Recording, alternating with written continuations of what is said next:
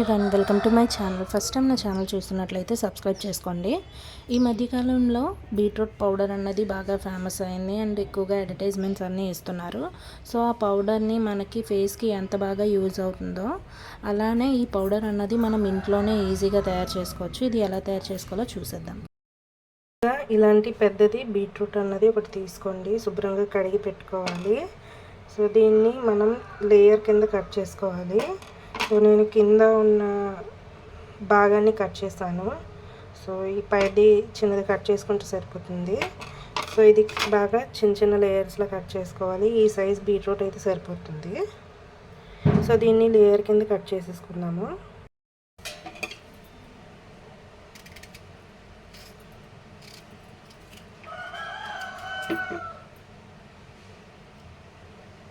చాలా సన్నంగా కట్ చేసుకోవాలి.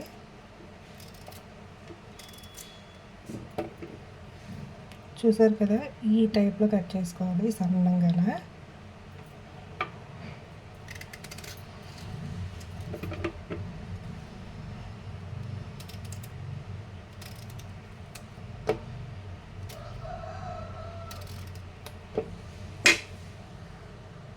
ఇలా ముక్కలు కట్ చేసుకొని బాయిల్ చేసుకోవడానికి కంఫర్ట్గా ఉండేటట్టుగా మనం చూసుకోవాలి.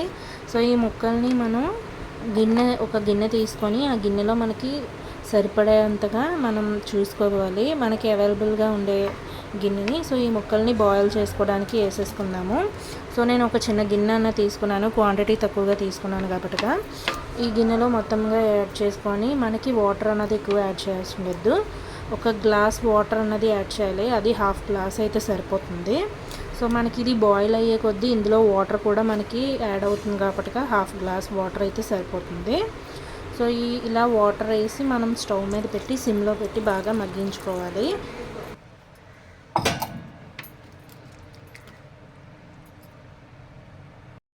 ఇవి ఎంతలా మగ్గించాలంటే ఇప్పుడు మనం పట్టుకుంటే ఇవి కలర్ అన్నది మన చేతికి అంటుతుంది కదా. సో మనం ఇవి బాయిల్ అయ్యాక మనకి చేతికి కలర్ అన్నది అంటదు. సో అంతలాగా మనం మగ్గించుకోవాలి, మూత పెట్టి బాగా బాయిల్ చేసుకోవాలి. సో చూసారు కదా, మొత్తం వాటర్ అంతా మనకి ఎంత క్వాంటిటీ అన్నది వచ్చిందో. సో ఈ వాటర్ అంతా బాగా ఇంకిపోయేంత వరకు మగ్గించుకోవాలి వీటిని.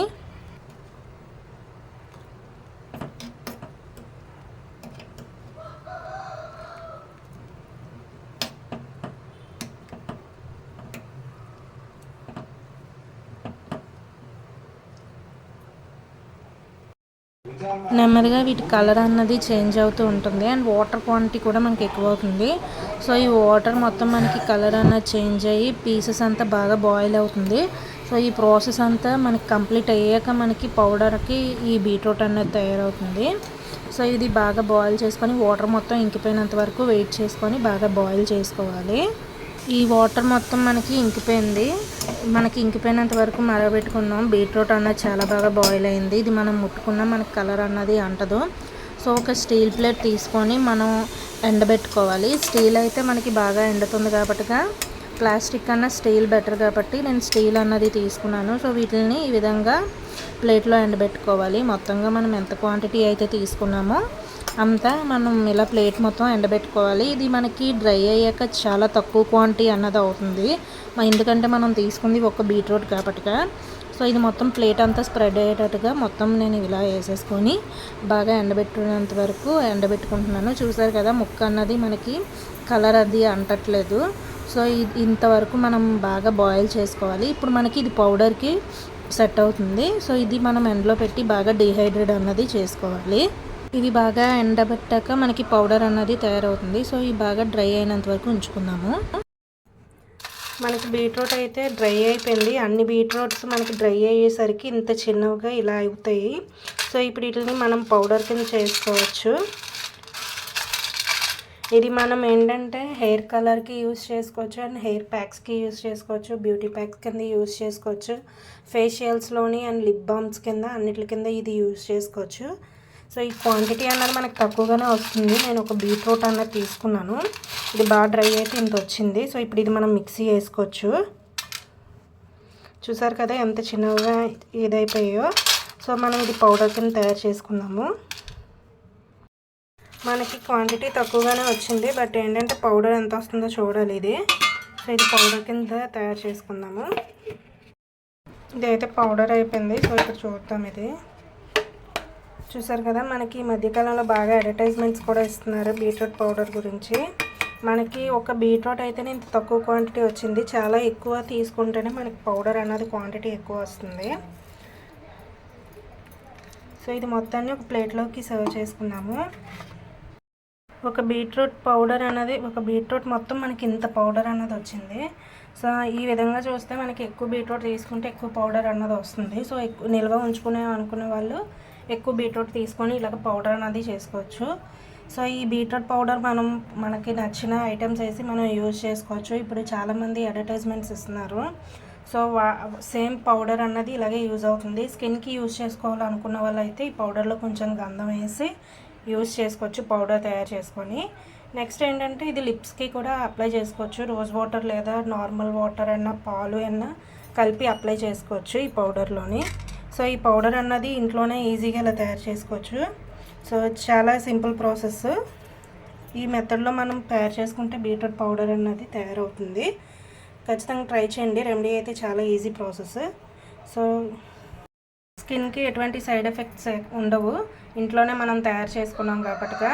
సో ఈ పౌడర్ అన్నది ఇంట్లోనే ఈజీగా మనం తయారు చేసుకొని మనకి నచ్చిన విధంగా మనం యూజ్ చేసుకోవచ్చు.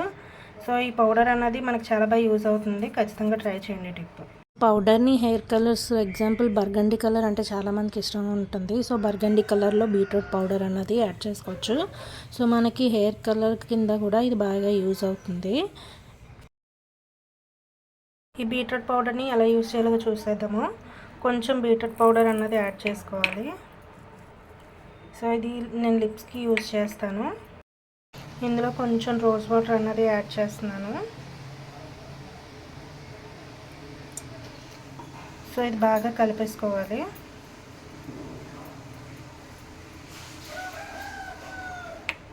మీరు ఫేస్కి యూజ్ చేయాలనుకుంటే ఫేస్ ప్రోడక్ట్స్ ఏదైనా కలిపి యూజ్ చేసుకోవచ్చు.